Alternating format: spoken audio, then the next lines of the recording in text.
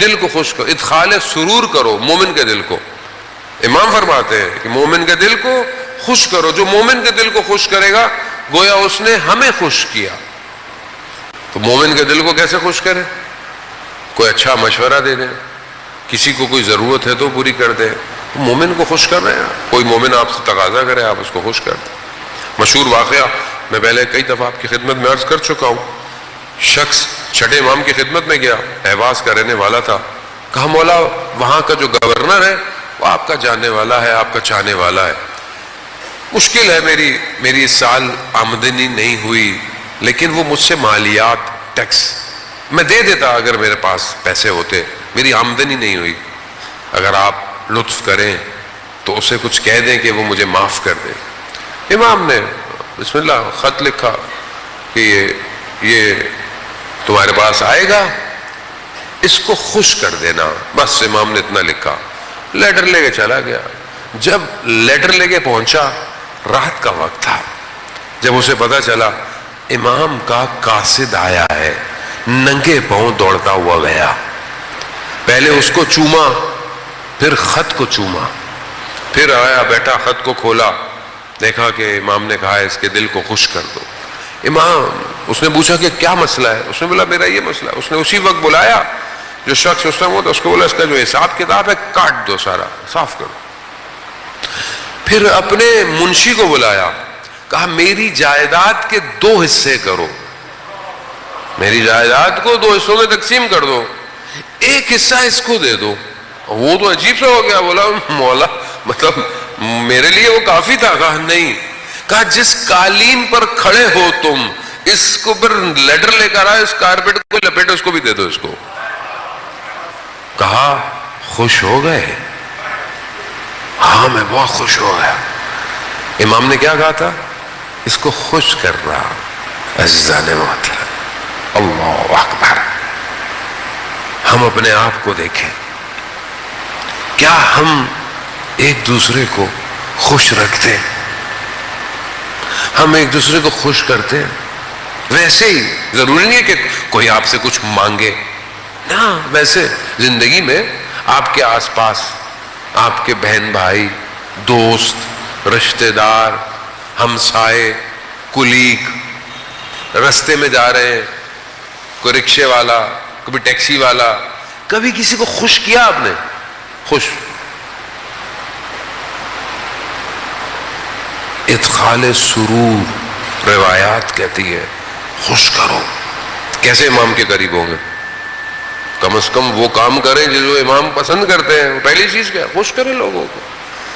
سب سے پہلے اپنے والدین کو خوش کرے. جانے محترم، جائیں یہاں سے جانے کے بعد والدین کے ہاتھوں کو چوما کریں، ماں کے ہاتھ کو بوسا لے. ماں کس مشکل سے آپ کو بڑھاتی ہے. کبھی کبھی ماں کو خوش کیا؟ آپ کو پتا ہے کہ ماں باپ کے چہرے کو محبت بھری نگاہ سے دیکھنا عبادت ہے.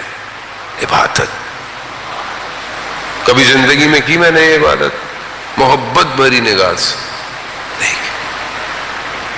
اور ایک شخص جسے مرنے کے بعد مرنے کا تجربہ، کوما میں چلا گیا، لائف آفٹر ڈیتھ، عالم برزخ اس نے دیکھا.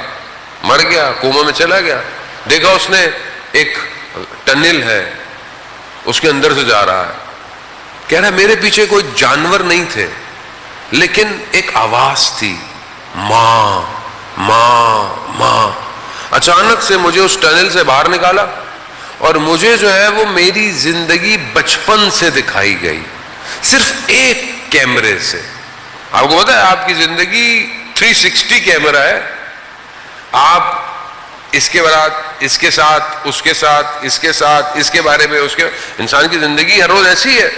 360 ڈگری پہ انسان کی زندگی ریکارڈ ہو رہی ہے. ریکارڈ ایسا نہیں ہے کہ اللہ کا کیمرہ سامنے سے دیکھ رہا ہے، نہیں ہے، ہر طرف سے دیکھ رہا ہے. 3D ڈائمنشن میں آپ پورا. کہا میری زندگی میں صرف ایک جہت، ایک کیمرہ دکھایا گیا بچپن سے، بڑا ہوتا گیا ہوتا گیا ہوتا گیا ہوتا گیا.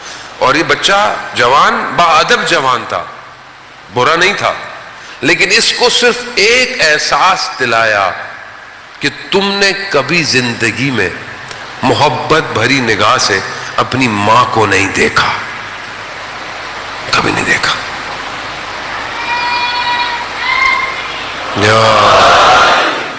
یہ ادخال سرور ہے، وہ بھی زندگی میں اذان محترم.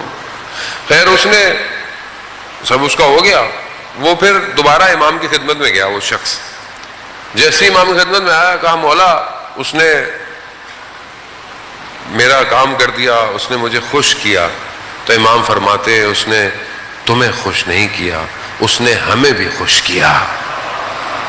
وہ عزیزان محترم خوب امام دیکھیں، ایک چیز انسان کے وجود میں تحول ایجاد کر دیتی. لیکن وہیں میں نے آپ کو بتایا کہ رکاوٹیں بھی ہیں. کل ایک رکاوٹ میں نے آپ کی خدمت میں بیان کی، محبت.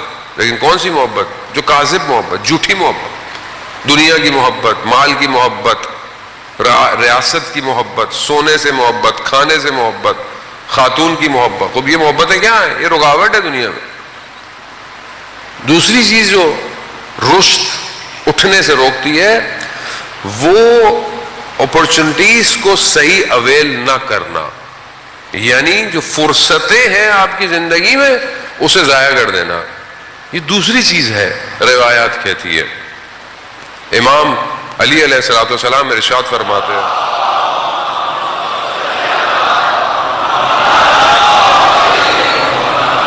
امام ارشاد فرماتے ہیں کہ تمہاری زندگی کی فرصتیں بادلوں کی طرح ہیں. جیسے بادل تمہارے سر سے گزر جاتا ہے، تمہاری زندگی کی فرصتیں بھی گزر جائیں گی.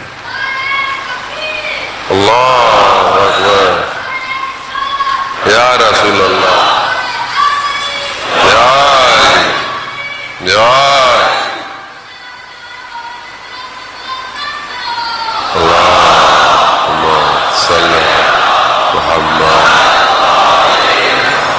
وہ جانے والا خوب فرصت انسان کی زندگی میں ہے. شخص جو ہے وہ ترامہ امام کو رستے میں ملا، امام نے اسے آفر کیا ساتھ چلو ساتھ. اس نے کہا مولا مجھے اجازت دے، میں اپنے گھر والوں کا نان نفقہ کر کے آ جاؤں. بصرہ کا رہنے والا تھا. امام نے کہا تمہاری مرضی، یہ نہ ہو کہیں دیر ہو جائے. کہا نہیں مولا میں آ جاؤں گا. فرصت ضائع کر دی. گھر گیا، زوجہ نے پوچھا کیوں آئے ہو؟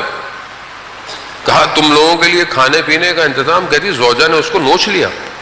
کہا تمہیں ہمارے کھانے پینے کی فکر ہے؟ ادھر زہرا کے اولاد کربلا میں بھوکی پیاسی ہے. گریا کرتا رہا ساری رات. صبح اٹھا، بصرہ میں ناکے لگے ہوئے تھے، نہیں جا سکا. فرصت نہیں. اپورچونٹی لائف میں آتی ہے، آپ ضائع کر دیں. اور یہ ضائع کر دیں گے آپ رشد، آپ اپنی ظاہری زندگی میں بھی کامیاب نہیں ہو سکتے. آپ کو کسی نے اپورچونٹی دی، ابھی آپ جوان ہیں ماشاءاللہ، جس میں اکثر لوگ جوان ہیں. جوانی میں فرصت ہے کس چیز کی؟ پڑھائی کی، ایجوکیشن حاصل کرنے کی، ہنر حاصل کرنے کی، سکلز کو لرن کرنے کی، محنت کرنے کی، عبادت کی، قرآن سیکھنے کی، تلاوت. فرصت ہے آپ کے پاس. اس پوری فرصت کو آپ کتنا استعمال کرتے ہیں؟ 24 گھنٹے میں آپ اپنے اوپر کتنا استعمال کرتے ہیں؟ مجھے آپ بتائیں کتنا آپ کے پاس ٹائم ہوتا ہے، کتنا آپ کام کر سکتے ہیں.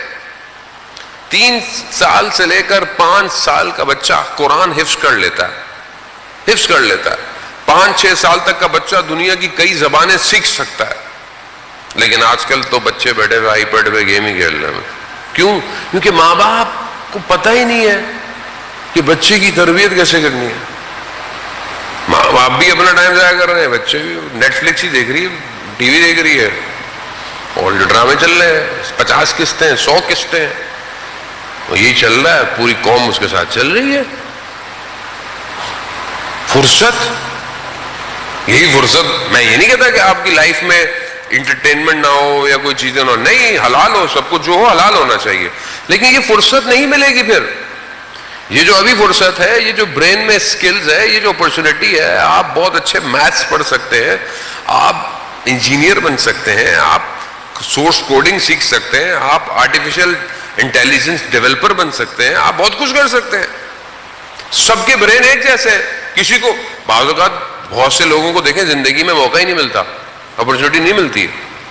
آپ کے پاس بہت ساروں کے پاس اپرچونٹی ہے. آج کل تو ہر چیز فری ہے, آج کل تو پیسے بھی نہیں لگ رہے. یوٹیوب پہ آپ دنیا جان کی چیز سیکھنا چاہیں سیکھ لیں, مگر آپ سیکھیں تو صحیح.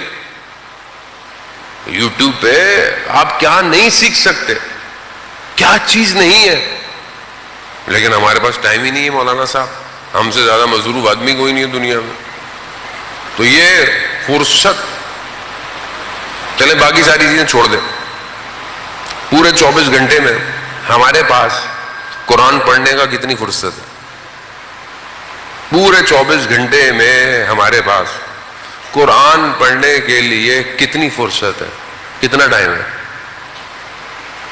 مریں گے جب, قبر میں جائیں گے, تب آپ کو اور مجھے بھی, میں آپ کو کیوں کہوں, مجھے احساس ہوگا کتنی فرصت تھی کلام الہی